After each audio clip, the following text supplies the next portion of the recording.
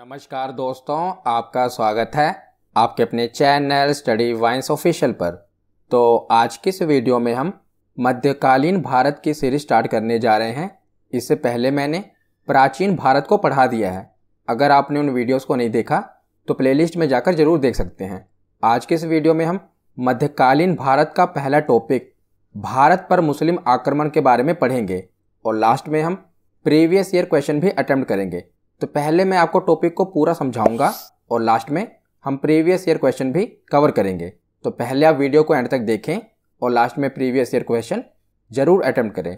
तो चलिए बिना देरी किए हुए वीडियो को शुरू करते हैं। तो चलिए वीडियो की शुरुआत करते हैं। तो भारत पर मुस्लिम आक्रमण को समझाने की दृष्टि से मैंने इसे दो भागों में बांट दिया है। पहले में एक ओवरव्यू ले लेते हैं कि इस टॉपिक को हम कैसे पढ़ेंगे। तो भारत पर मुस्लिम आक्रमण को मैंने दो भागों में बांट दिया है। पहला है अरब आक्रमण और दूसरा है तुर्क आक्रमण, यानी कि भारत पर अरबों के द्वारा किया गया आक्रमण, और दूसरे भाग में हम देखेंगे भारत पर तुर्कों के द्वारा किया गया आक्रमण। इस एक ही वीडियो में हम ये दोनों भाग को देखेंगे। तो अरबों के द्वारा किया गया आक्रमण में हम देखेंगे मोहम्मद बिन कासिम। तो मोहम्मद बिन कासिम पहला मुस्लिम आक्रमणकारी था जिसने भारत पर पहला आक्रमण किया था, सफल आक्रमण। आगे हम पढ़ेंगे डिटेल में, बस हम एक ओवरव्यू ले लेते हैं कि आगे हम क्या क्या पढ़ेंगे। और दूसरे भाग में हम देखेंगे तुर्क आक्रमण, जिसमें हम महमूद गजनी और मोहम्मद गौरी के बारे में पढ़ेंगे। इनके नाम तो आपने सुने ही होंगे। महमूद गजनी जिसने भारत पर 17 बार आक्रमण किया था और सोमनाथ मंदिर को लूटा था। तो महमूद गजनी के बारे में पढ़ेंगे, जिसे महमूद गजनवी भी कहते हैं, और दूसरा मोहम्मद गौरी के बारे में भी पढ़ेंगे। तो आज के इस वीडियो में हम जो भारत पर मुस्लिम आक्रमण हुए थे वो देखेंगे। तो पहले हम इसका पहला भाग देखते हैं, अरब आक्रमण। तो सबसे पहले देखते हैं भारत पर अरब आक्रमण। तो जैसा कि मैंने आपको बताया कि मोहम्मद बिन कासिम पहला मुस्लिम आक्रमणकारी था जिसने भारत पर आक्रमण किया था, सफल आक्रमण।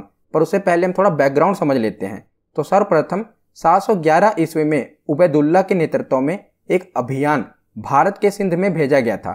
तो सिंध जो कि वर्तमान में पाकिस्तान का हिस्सा है, पर पहले ये भारत का हिस्सा हुआ करता था। तो सर्वप्रथम 711 ईस्वी में उबैदुल्ला के नेतृत्व में एक अभियान सिंध भेजा गया था, परंतु ये पराजित हुआ और मारा गया। मतलब कि इसने आक्रमण करने की कोशिश तो की भारत पर, परंतु ये पराजित हो गया और मारा गया। और उसके बाद दूसरा आक्रमण बुद्दैल के नेतृत्व में किया गया, लेकिन यह भी असफल रहा। उसके बाद तीसरा अभियान 712 ईस्वी में मोहम्मद बिन कासिम के नेतृत्व में किया गया और यह सफल रहा। तो याद रखेगा, मोहम्मद बिन कासिम के आक्रमण से पहले भी दो आक्रमण हुए, परंतु वो असफल रहे। पर जो मोहम्मद बिन कासिम था, इसने आक्रमण किया और सिंध के शासक दाहिर को पराजित किया और दाहिर युद्ध में मारा गया। तो पहला सफल मुस्लिम आक्रमणकारी कौन था? उसका नाम था मोहम्मद बिन कासिम। कई बार एग्जाम में पूछा गया है। और मोहम्मद बिन कासिम ने पहले सिंध पर आक्रमण किया, सिंध को अपने कब्जे में किया, और उसके बाद 713 ईस्वी में इसने मुल्तान को भी जीत लिया। तो मुल्तान भी वर्तमान में पाकिस्तान का हिस्सा है। तो पहले इसने सिंध को जीता, उसके बाद इसने मुल्तान को जीत लिया। तो हमने क्या पढ़ा कि सबसे पहले उबैदुल्ला के नेतृत्व में एक अभियान आया सिंध, परंतु वो पराजित हो गया। उसके बाद बुद्दैल के नेतृत्व में एक अभियान आया, वो भी पराजित हो गया, असफल रहा। परंतु जो तीसरा अभियान था 712 ईस्वी में, जो कि मोहम्मद बिन कासिम के नेतृत्व में आया, वो सफल रहा। उसने पहले सिंध पर आक्रमण किया, उसे जीत लिया, और उसके बाद मुल्तान पर आक्रमण किया और उसे भी जीत लिया। तो यहाँ से प्रश्न क्या बनता है? यहाँ से ये प्रश्न बनता है कि सबसे पहला सफल मुस्लिम आक्रमणकारी कौन था जिसने भारत पर आक्रमण किया था और सफल रहा था? तो उसका नाम था मोहम्मद बिन कासिम। तो उसके बाद देखते हैं, तो मोहम्मद बिन कासिम ने भारत पर सबसे पहले जजिया कर लगाया था। ये बहुत बार एग्जाम में पूछा गया है। तो जजिया कर क्या होता है? तो जजिया कर गैर मुसलमानों से लिया जाने वाला एक प्रकार का सुरक्षात्मक कर था। तो ये गैर मुसलमानों से लिया जाता था, परंतु जजिया कर में निम्नलिखित लोगों को मुक्त रखा गया था। मतलब कि इनसे जजिया कर नहीं लिया जाता था। तो किन किन लोगों से जजिया कर नहीं लिया जाता था, यानी कि किन्हें मुक्त रखा गया था? तो ये 5 लोग थे। पहला, बच्चों से जजिया कर नहीं लिया जाता था, उन्हें मुक्त रखा गया था। दूसरा, बूढ़ों से नहीं लिया जाता था। तीसरा, औरतों से नहीं लिया जाता था। चौथा, विकलांग जिन्हें दिव्यांग कहते हैं, उनसे जजिया कर नहीं वसूला जाता था। और पांचवा, ब्राह्मणों से जजिया कर वसूला नहीं जाता था। तो मोहम्मद बिन कासिम ने जो जजिया कर लगाया था, यह गैर मुसलमानों पर लगाया था, परंतु 5 लोगों को मुक्त रखा था। बच्चों को, बूढ़ों को, औरतों को, विकलांगों को और ब्राह्मणों को इसे मुक्त रखा गया था। तो हम जजिया कर के बारे में पढ़ रहे हैं। तो जजिया कर से जो भी प्रश्न बनते हैं वो एक बार में हम देख लेते हैं। क्योंकि जजिया कर से बहुत बार एग्जाम में प्रश्न रिपीट होते हैं और प्रश्न इससे बनता ही है। तो सबसे पहला तो ये प्रश्न है कि जजिया कर सबसे पहले किसने लगाया था? तो मोहम्मद बिन कासिम ने लगाया था और 5 लोगों को मुक्त रखा था। परंतु फिरोज शाह तुगलक ने ब्राह्मणों पर भी जजिया कर लगा दिया था। ये तुगलक वंश का था, ये हम आगे पढ़ेंगे, पर हम जजिया कर के बारे में पढ़ रहे हैं ना, तो एक बार जो जजिया कर से रिलेटेड इंपॉर्टेंट पॉइंट है वो देख लेते हैं। तो सबसे पहले मोहम्मद बिन कासिम ने जजिया कर लगाया था, परंतु इसने ब्राह्मणों को मुक्त रखा था। परंतु फिरोज शाह तुगलक ने ब्राह्मणों पर भी जजिया कर लगा दिया था। तो फिरोज शाह तुगलक के बाद जब अकबर बादशाह बना था, हम मुगल साम्राज्य में अकबर के बारे में पढ़ेंगे, तो जब अकबर बादशाह बना था तो इसने 1564 ईस्वी में जजिया कर समाप्त कर दिया था। यहाँ पर हम जजिया कर के बारे में पढ़ रहे हैं। परंतु उसके बाद जब औरंगजेब बादशाह बना तो इसने दोबारा जजिया कर लगा दिया और लास्ट में जजिया कर को अंतिम रूप से मोहम्मद शाह रंगीला ने समाप्त कर दिया था। तो यहाँ से कई बार प्रश्न रिपीट हुए हैं। तो क्या क्या प्रश्न बना है? तो सबसे पहले ये प्रश्न बनता है कि सबसे पहले जजिया कर किसने लगाया था? मोहम्मद बिन कासिम ने। उसके बाद फिरोज शाह तुगलक ने ब्राह्मणों को भी इसमें इंक्लूड कर लिया था। उसके बाद जो अकबर था इसने सबसे पहले जजिया कर को समाप्त कर दिया था, परंतु औरंगजेब ने जजिया कर को दोबारा लागू कर दिया था और लास्ट में मोहम्मद शाह रंगीला ने जजिया कर को पूर्ण रूप से समाप्त कर दिया। उसके बाद जजिया कर नहीं लगा। तो ये जजिया कर से रिलेटेड कुछ इंपॉर्टेंट पॉइंट थे जो कि एग्जाम में रिपीट होते हैं। तो यहाँ पर हमने अरबों के आक्रमण के बारे में पढ़ा। तो अरबों के सिंध विजय के कारण क्या थे, यानी कि इन्होंने भारत पर आक्रमण क्यों किया था? तो पहला तो था राजनीतिक कारण कि ये मुस्लिम राज्य का विस्तार करना चाहते थे। दूसरा था आर्थिक कारण, उसमें भारत समृद्ध देश था, अतः यह अधिकार करके यहाँ से धन प्राप्त करना चाहते थे। और तीसरा था इस्लाम धर्म का प्रचार प्रसार करना। तो ये 3 प्रमुख कारण थे जिसके कारण अरबों ने भारत पर आक्रमण किया था। तो उसके बाद इसका दूसरा भाग देखते हैं, भारत पर तुर्क आक्रमण। अरब आक्रमण से बस उतने ही प्रश्न बनते हैं। अब हम देखते हैं भारत पर तुर्क आक्रमण। तो तुर्क चीन के उत्तर पश्चिमी भाग में निवास करने वाले असभ्य और बर्बर जनजाति थी, जो कि एक खाना बदोश जनजाति थी। और 962 ईस्वी में अल्पतगीन नामक एक तुर्क सरदार ने गजनी साम्राज्य, जिसे यामिनी साम्राज्य भी कहा जाता है, इसकी स्थापना की थी। इसकी राजधानी गजनी थी, इसीलिए इसे गजनी साम्राज्य कहा गया और इसे यामिनी साम्राज्य भी कहा गया। तो इसी में हम पढ़ेंगे महमूद गजनी के बारे में, पर थोड़ा बैकग्राउंड देख लेते हैं कि इसकी शुरुआत कहाँ से हुई थी। तो अल्पतगीन ने गजनी साम्राज्य की शुरुआत की थी 962 ईस्वी में। तो 962 ईस्वी से लेकर 977 ईस्वी तक अल्पतगीन गजनी साम्राज्य का शासक बना रहा। इसकी राजधानी कौन सी थी? तो मैंने आपको बताया गजनी थी, जिसके कारण इसे गजनी साम्राज्य कहा गया। तो अल्पतगीन ने 1700 चुने हुए तुर्क अधिकारियों को नियुक्त किया, जो कि एक प्रकार से इसके दास थे। इसमें से एक था सुबुक्तगीन, और इसके बाद यानी कि अल्पतगीन के बाद जो अगला शासक बना था वो था सुबुक्तगीन, जो कि एक प्रकार से इसका गुलाम था। 1700 तुर्क अधिकारी इसने चुने थे, 1700 इसके एक प्रकार के गुलाम थे, उसमें से एक गुलाम था सुबुक्तगीन। वो इसके बाद गजनी साम्राज्य का अगला शासक बना था। तो हम सुबुक्तगीन के बारे में पढ़ते हैं। तो सुबुक्तगीन का शासन रहा था 977 ईस्वी से लेकर 997 ईस्वी तक। आपको ये सन याद नहीं रखना है, इससे प्रश्न नहीं बनता। तो भारत पर पहला तुर्क आक्रमणकारी सुबुक्तगीन था, याद रखेगा, ये पहला तुर्क आक्रमणकारी था। जब आपसे पूछा जाए कि भारत पर पहला मुस्लिम आक्रमणकारी या भारत पर पहला अरब आक्रमणकारी कौन था, तो वो था मोहम्मद बिन कासिम। पर जब आपसे पूछा जाए कि भारत पर पहला तुर्क आक्रमणकारी कौन था, तो उसका नाम था सुबुक्तगीन। ये भारत पर पहला तुर्क आक्रमणकारी था। इसने 986 ईस्वी में पंजाब के शाही वंश के शासक जयपाल पर आक्रमण किया और उसे पराजित कर दिया था। किसे? जयपाल को। तो सुबुक्तगीन ने जयपाल को पराजित किया। तो सुबुक्तगीन से यही प्रश्न बनता है कि भारत पर पहला तुर्क आक्रमणकारी कौन था, तो वो सुबुक्तगीन था। तो सुबुक्तगीन की मृत्यु के बाद इसके 2 पुत्रों, पहला अब्दुल काशिम महमूद और दूसरा इस्माइल, इन दोनों के बीच उत्तराधिकार का युद्ध हुआ। यानी कि अगला राजा कौन बनेगा, इसके लिए इन दोनों के बीच युद्ध हुआ, अब्दुल काशिम महमूद और इस्माइल। पर जो अब्दुल काशिम महमूद था ये विजयी हुआ, जिसे हम महमूद गजनी के नाम से जानते हैं ना, वही है अब्दुल काशिम महमूद, जिसे हम महमूद गजनी या महमूद गजनवी कहते हैं। तो उसका नाम था अब्दुल काशिम महमूद। ये गजनी साम्राज्य का अगला शासक बना। तो अब हम महमूद गजनी के बारे में पढ़ते हैं। तो इसका शासनकाल 998 ईस्वी से लेकर 1030 ईस्वी तक रहा। तो सुबुक्तगीन की मृत्यु के बाद महमूद गजनवी 998 ईस्वी में गद्दी पर बैठा और इसने 1000 ईस्वी से लेकर 1027 ईस्वी तक कुल 17 बार भारत पर आक्रमण किया। तो कई बार एग्जाम में पूछा गया है कि महमूद गजनी या महमूद गजनवी ने भारत पर कितनी बार आक्रमण किया, तो इसने कुल 17 बार भारत पर आक्रमण किया। महमूद गजनी ने सर्वप्रथम 1000 ईस्वी में भारत पर आक्रमण किया और भारत के पेशावर के कुछ हिस्सों पर इसने विजय प्राप्त की और वापस अपने देश लौट गया। तो जो महमूद गजनी था ना, ये भारत पर अपना शासन जमाने के लिए नहीं आता था। ये क्या करता था, भारत आता था और भारत में लूटपाट करके ये वापस अपने गजनी साम्राज्य में चला जाता था। इसका मकसद भारत में बसना या भारत पर शासन करना नहीं था, ये भारत में केवल लूटपाट करने के लिए आता था। तो सर्वप्रथम 1000 ईस्वी में भारत पर इसने आक्रमण किया और पेशावर के कुछ हिस्सों पर विजय प्राप्त करके वहां पर लूटपाट की और अपने देश वापस लौट गया।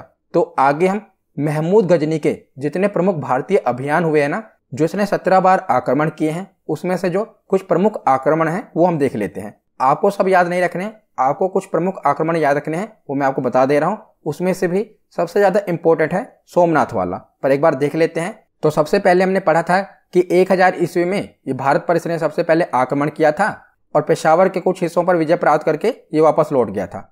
उसके बाद दोबारा ये 1001 ईस्वी में आया और इसने पंजाब के हिंदू शाही राज्य के राजा जयपाल पर आक्रमण किया और वहां पर भी खूब लूटपाट की और वापस लौट गया।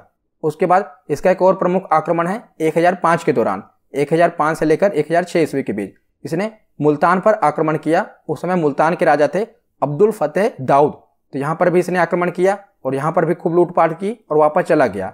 उसके बाद 1008 से लेकर 1009 के दौरान इसने हिंदू शाही राज्य के राजा आनंदपाल पर आक्रमण किया।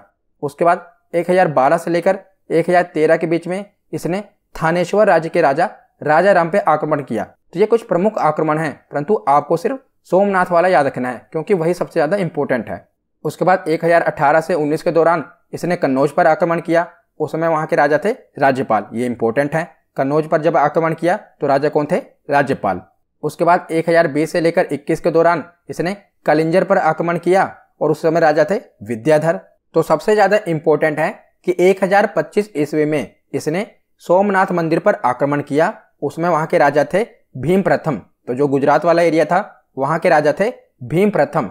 इसने सोमनाथ मंदिर पर आक्रमण किया था महमूद गजनी ने और वहां पर खूब लूटपाट की थी। तो ये सबसे ज्यादा इंपॉर्टेंट है और कई बार एग्जाम में पूछा गया है कि महमूद गजनी ने सोमनाथ मंदिर पर कब आक्रमण किया था, तो 1025 ईस्वी में इसने आक्रमण किया था और उस समय वहां के राजा कौन थे, तो राजा का नाम भी आपको याद रखना है, राजा थे भीम प्रथम। याद रखिएगा कौन, भीम प्रथम। तो महमूद गजनी ने 1025 ईस्वी में अपने 16वें आक्रमण में सोमनाथ मंदिर को लूटा था। तो कौन सा आक्रमण था इसका, 16वां आक्रमण था। इसने टोटल 17 आक्रमण किए थे ना, तो इसका 16वां आक्रमण था 1025 ईस्वी में और इसने सोमनाथ मंदिर को लूटा था। और जब ये सोमनाथ मंदिर से धन को लूट कर जा रहा था ना, तब इस पर कुछ जाटों ने आक्रमण कर दिया था। वहां के कुछ जाटों ने आक्रमण कर दिया था और इसे कुछ संपत्ति वापस लूट ली थी। परंतु उस समय जो महमूद गजनी था उसने जाटों पर आक्रमण नहीं किया। उसने सोचा कि इस समय जाटों से उलझना सही नहीं रहेगा, क्योंकि जो उसने धन लूटा था ना, उसने सोचा कि अगर मैं उलझूंगा तो ये जो धन है ये मुझसे वापस लूट लिया जाएगा। इसीलिए वो जाटों से उलझा नहीं और वापस अपने देश लौट गया। परंतु महमूद गजनी ने अगली बार जो अपना अंतिम आक्रमण किया था वो 1027 ईस्वी में इन्हीं जाटों के विरुद्ध किया था, जिन्होंने पिछली बार जब वो धन लूटकर जा रहा था तो उस पर आक्रमण किया था ना। तो अगली बार महमूद गजनी ने जो अपना अंतिम आक्रमण किया था 1027 ईस्वी में, वो उन्हीं जाटों के विरुद्ध किया था और ये इसका अंतिम आक्रमण था। उसके बाद 1030 ईस्वी में महमूद गजनी की मौत हो गई थी। तो 1025 ईस्वी वाला आप याद रखिएगा कि सोमनाथ मंदिर पर इसने आक्रमण किया था और 1027 ईस्वी में इसका जो अंतिम आक्रमण था ये जाटों के विरुद्ध हुआ था। तो जो महमूद गजनी था ना, जब ये आक्रमण करने आता था तो इसके साथ अलग अलग टाइम पर अलग अलग इतिहासकार आए थे। इनका नाम आपको याद होना चाहिए और इनकी रचनाएं आपको याद होनी चाहिए, जैसे फिरदौसी, अल बरूनी तथा उत्बी। ये इतिहासकार किसके समय के हैं, महमूद गजनी के समय के हैं और इनकी जो रचनाएं हैं ना वो एग्जाम में पूछी जाती है। जैसे कि फिरदौसी की रचना है शाहनामा, अल बरूनी की रचना है किताबुल हिंद। ये तो मोस्ट इंपॉर्टेंट है, कई बार पूछा गया है कि किताबुल हिंद किसकी रचना है, तो ये अल बरूनी की रचना है। और तीसरा है उत्बी, उत्बी की रचना है किताब उल यामनी। यामनी साम्राज्य का राजा था ना महमूद गजनी, मैंने आपको बताया था ना कि गजनी साम्राज्य को ही यामनी साम्राज्य कहा जाता था।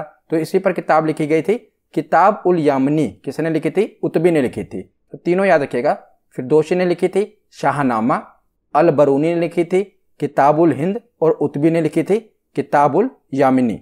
और जो महमूद गजनी था ना, इसको बुत शिकन तथा मूर्ति भंजक भी कहा गया था, क्योंकि जब भारत पर आक्रमण करता था ना तो कई सारे देवी देवताओं की मूर्तियां इसने नष्ट कर दी थी, इसीलिए इसे बुत शिकन और मूर्ति भंजक भी कहा गया। तो महमूद गजनी के आक्रमण का भारत पर क्या प्रभाव पड़ा वो हम देख लेते हैं। तो भारतीय राजाओं को पराजित कर भारतीय राजनीति की कमजोरी को इसने उजागर कर दिया। इसने बता दिया कि जो भारत के राजा है ना, इनमें एकता नहीं है। दूसरा, पंजाब, सिंध एवं मुल्तान में गजनी गवर्नरों की नियुक्ति करके इसने मुस्लिम शासन की स्थापना की। तो इसने क्या किया, जो राज्य इसने जीते थे ना वहां पर अपने गवर्नरों की नियुक्ति कर दी। तीसरा, इसने भारत में विदेशी आक्रमण का द्वार खोल दिया। तो इसके बाद आप देखेंगे कि भारत पर बहुत सारे विदेशी आक्रमण हुए। चौथा, भारतीय कला को इसने नष्ट कर दिया। आपने देखा ही कि 17 बार इसने लूटपाट की और भारतीय कला को इसने बहुत नुकसान पहुंचाया।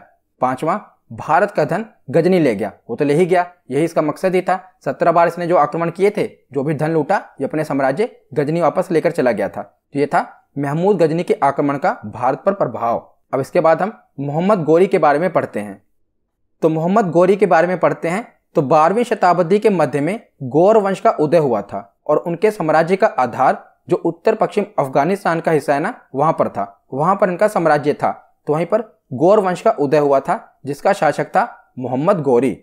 तो 1173 ईस्वी में शिहाबुद्दीन मोहम्मद गोरी गौर का शासक बना, जिसे हम मोहम्मद गोरी कहते हैं ना, इसका पूरा नाम था शिहाबुद्दीन मोहम्मद गोरी। तो ये 1173 ईस्वी में गौर साम्राज्य का शासक बना था। तो 1173 ईस्वी के बाद 1175 ईस्वी में इसने मुल्तान पर आक्रमण कर दिया। भारत पर सबसे पहला इसने आक्रमण किया 1175 ईस्वी में। तो मुल्तान पर इसने आक्रमण किया और यह इसकी पहली विजय थी। तो पहले आक्रमण में इसको विजय मिली, जो कि इसने 1175 में भारत पर की थी। तो मोहम्मद गोरी की भारत पर पहली विजय कौन सी थी? 1175 ईस्वी में, जब इसने मुल्तान पर आक्रमण किया था। उसके बाद 1178 ईस्वी में इसने दोबारा राजस्थान पर आक्रमण किया, किंतु यहाँ का शासक भीम द्वितीय ने इसे बुरी तरह से पराजित कर दिया। यानी कि मोहम्मद गोरी को बुरी तरह से इसने हरा दिया और यह तुर्क आक्रमणकारियों की पहली पराजय थी, यानी कि इनकी पहली हार थी। किसने हराया था? राजस्थान के राजा भीम द्वितीय ने मोहम्मद गोरी को हरा दिया था। उसके बाद 1191 में इसने तराइन का प्रथम युद्ध। तो आगे मैंने मोहम्मद गोरी के जितने भी प्रमुख युद्ध है ना, उसे एक ही स्लाइड में कवर किया हुआ है। पहले हम एक बार देख लेते हैं, थोड़ा सा ओवरव्यू ले लेते हैं। तो 1173 में हमने देखा कि ये गौर का शासक बना। 1175 ईस्वी में इसने मुल्तान पर आक्रमण किया और इसकी विजय हुई। परंतु 1178 ईस्वी में जब इसने राजस्थान पर आक्रमण किया तो वहां के राजा भीम द्वितीय ने इसे हरा दिया। उसके बाद 1191 ईस्वी में इसने तराइन का प्रथम युद्ध, जो कि एग्जाम में हर बार पूछा ही जाता है कि तराइन का प्रथम युद्ध किसके बीच में हुआ और कब लड़ा गया। तो 1191 ईस्वी में तराइन का प्रथम युद्ध मोहम्मद गोरी और पृथ्वीराज चौहान के बीच में हुआ और इस युद्ध में मोहम्मद गोरी बुरी तरह से पराजित हो गया और उसके बाद ये वापस गजनी चला गया। और उसके बाद इसने एक साल पूरी तरह से अपनी सेना को संगठित किया। दोबारा इसने 1192 में, यानी कि अगले साल दोबारा इसने युद्ध किया। तराइन का दूसरा युद्ध हुआ और इसमें इसने अपनी कूटनीति का इस्तेमाल किया, जिसके कारण पृथ्वीराज चौहान की हार हुई और इसने पृथ्वीराज चौहान को बंदी बना लिया। तो तराइन के प्रथम युद्ध में मोहम्मद गोरी की हार हुई, परंतु तराइन के दूसरे युद्ध में इसने अपनी सेना को पूरी तरह से संगठित किया और कूटनीति और अपने सेना के संगठित होने के बदौलत इसने पृथ्वीराज चौहान को बंदी बना लिया और हरा दिया। तो उसके बाद आगे अब हम मोहम्मद गोरी के जो प्रमुख भारतीय अभियान हैं उन्हें एक ही बार में देख लेते हैं।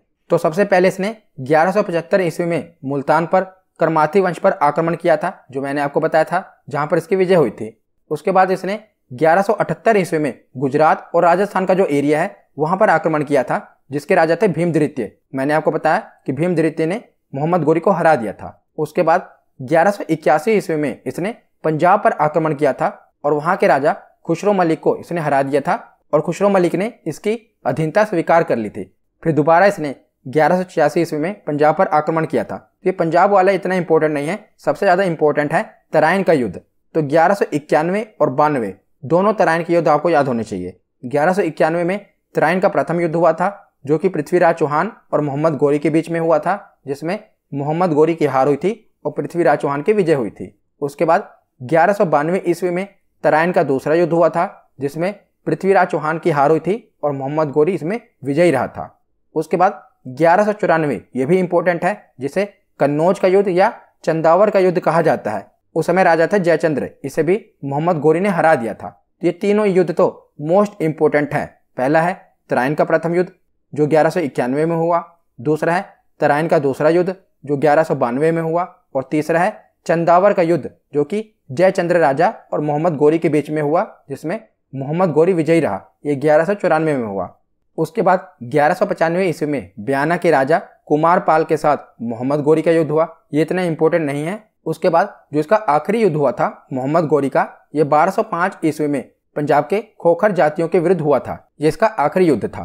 तो हमने पीछे पढ़ ही लिया कि 1205 ईस्वी में गोरी ने अपना अंतिम युद्ध पंजाब के खोखर जातियों के विरुद्ध लड़ा था। तो जो मोहम्मद गोरी था ना, जब ये लड़ाई करने आया था तो इसके दो प्रमुख सेनापति थे जो इसके दास थे। पहला था कुतुबुद्दीन ऐबक और दूसरा था बख्तियार खिलजी। तो कुतुबुद्दीन ऐबक ने, जो कि इसका सेनापति और दास था, इसने 1196 ईस्वी में अजमेर पर विजय प्राप्त कर ली थी। उसके अगले साल 1197 ईस्वी में इसने बदायूं पर भी विजय प्राप्त कर ली, और 1202 और 3 के दौरान इसने बुंदेलखंड वाला जो एरिया था उस पर भी विजय प्राप्त कर ली थी।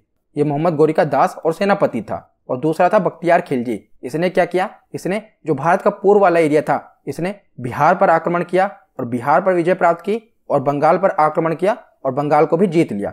तो जो बिहार में नालंदा विश्वविद्यालय था ना, उसे बख्तियार खिलजी ने ही नष्ट किया था। ये कई बार एग्जाम में पूछा गया है कि जो बिहार का नालंदा विश्वविद्यालय था ये किसने नष्ट किया था। तो इसे बख्तियार खिलजी ने, जो कि मोहम्मद गोरी का सेनापति था, उसने नष्ट किया था। तो कुतुबुद्दीन ऐबक ये मोहम्मद गोरी का दास था। इसके बाद आप देखेंगे अगली वीडियो में कि मोहम्मद गोरी का जो ये दास था ना, कुतुबुद्दीन ऐबक, ये एक नए वंश की स्थापना करता है जिसे गुलाम वंश या दास वंश कहा जाता है। इसके बारे में हम नेक्स्ट वीडियो में पढ़ेंगे। तो यहाँ पर हमारा थ्योरी सेक्शन कंप्लीट होता है। अब हम प्रीवियस ईयर क्वेश्चन देखते हैं। तो सबसे पहला प्रश्न देखते हैं कि 712 ईस्वी में सिंध पर अरबों के आक्रमण के समय वहां का शासक कौन था।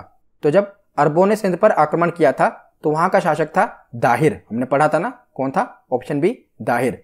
अगला प्रश्न है कि सर्वप्रथम भारत में जजिया कर लगाने का श्रेय सिंध के विजेता मोहम्मद बिन कासिम को दिया जाता है। उसने किस वर्ग को इस कर से पूर्णतः मुक्त रखा था।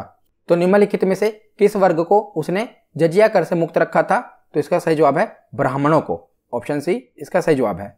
अगला प्रश्न है कि सोमनाथ के मंदिर पर 1025 ईस्वी में महमूद गजनवी के आक्रमण के समय गुजरात का शासक कौन था। तो उस समय गुजरात का शासक था भीमदेव प्रथम, ऑप्शन ए इसका सही जवाब है। अगला प्रश्न है कि भारत में प्रथम आक्रमणकारी था। तो भारत में प्रथम मुस्लिम आक्रमणकारी कौन था। तो ये था मोहम्मद बिन कासिम, इसका सही जवाब है ऑप्शन सी। अगला प्रश्न है कि चंदावर का युद्ध जो कि 1194 ईस्वी में हुआ था, ये किसके मध्य हुआ था। तो ये राजा जयचंद्र और मोहम्मद गोरी के बीच में हुआ था। तो ऑप्शन सी इसका सही जवाब है। अगला प्रश्न है कि महमूद गजनी के भारत पर आक्रमण के समय भारत आए विद्वान अल बरूनी ने किस महत्वपूर्ण ग्रंथ की रचना की थी। तो अल बरूनी की रचना कौन सी है। तो इसका सही जवाब है किताब उल हिंद, ऑप्शन बी इसका सही जवाब है। अगला प्रश्न है कि मोहम्मद गोरी विजित प्रदेशों की देखभाल के लिए निम्नलिखित में से किस विश्वसनीय जनरल को छोड़कर गया था। तो मोहम्मद गोरी कुतुबुद्दीन ऐबक को छोड़कर गया था, जिसने आगे चलकर गुलाम वंश की स्थापना की थी। अगला प्रश्न है कि तराइन की पहली लड़ाई निम्नलिखित में से किसके बीच हुई थी। तो तराइन की पहली लड़ाई मोहम्मद गोरी और पृथ्वीराज चौहान के बीच में हुई थी, ऑप्शन बी इसका सही जवाब है। अगला प्रश्न है कि भारत पर प्रथम तुर्क आक्रमण करने वाला कौन था। तो यहाँ पर यह पूछा गया है कि प्रथम तुर्क आक्रमणकारी कौन था जिसने भारत पर आक्रमण किया था। तो ऑप्शन के हिसाब से देखा जाए तो महमूद गजनी इसका सही जवाब होगा, पर अगर यहाँ पर सुबुक्त गेंद दिया होता ना तो वो सही जवाब होता, पर ऑप्शन के हिसाब से देखा जाए तो महमूद गजनी इसका सही जवाब होगा, क्योंकि जो मोहम्मद गोरी था वो तो इसके बाद में आया था। तो महमूद गजनी इसका सही जवाब है। अगला प्रश्न है कि निम्नलिखित में से कौन अपने आप को बुत शिकन या मूर्ति भंजक कहता था। तो इसका सही जवाब है महमूद गजनी, क्योंकि इसने भारत में कई सारे देवी देवताओं की मूर्तियों को नष्ट किया था। अगला प्रश्न है कि महमूद गजनी के साथ भारत आने वाले इतिहासकारों में कौन शामिल नहीं था। तो कौन शामिल नहीं था। फिरदौसी भी शामिल थे, अल बरूनी भी शामिल थे और उत्वी भी शामिल थे। इसका सही जवाब है ऑप्शन डी वैहाकी, जो कि तारीखे सुयुक्तगीन के लेखक थे। ये महमूद गजनी के साथ नहीं आए थे। आज का आखिरी प्रश्न है कि महमूद गजनी का भारत में अंतिम आक्रमण किसके विरुद्ध हुआ था। तो इसका अंतिम आक्रमण जाटों के विरुद्ध हुआ था, क्योंकि जब ये सोमनाथ मंदिर को लूट कर जा रहा था तो जाटों ने इस पर आक्रमण किया था। तो इसने आखिरी जो युद्ध किया था वो जाटों के विरुद्ध किया था। तो आज की ये वीडियो यहीं पर खत्म होती है। कैसी लगी ये वीडियो कमेंट सेक्शन में जरूर बताना। धन्यवाद।